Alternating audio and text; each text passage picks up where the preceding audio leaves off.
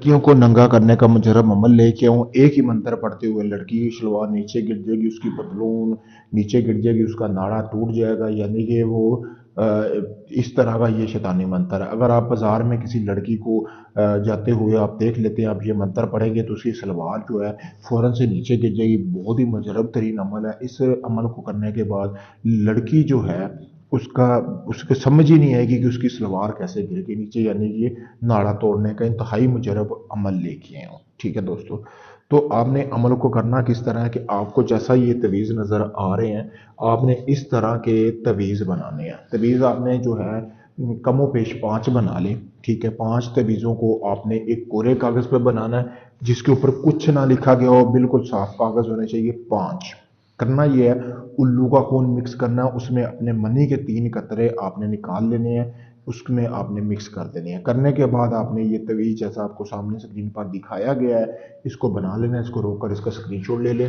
ठीक है, यहाँ से लेकर यहाँ तक आपने सिर्फ ये इतना तवीज़ बनाना है। बनाने के बाद आपने एक तवीज़ जो है वो आपने अब मतलब कि उस तवीज़ में आपने 1 किलो गोश्त लेना है, उसको आपने किसी कब्रिस्तान में फेंक देना है। फिर दूसरे तवीज़ में आपने गोश्त लेना है, कट्टे का गोश्त होना चाहिए, उसको आपने किसी चौराहे वगैरह पे फेंक देना है। ठीक है, फिर जो तीसरा तवीज़ लेना है उसमें आपने फिर 1 किलो गोश्त लेना है, साथ वाले गांव में आपने फेंक देना है।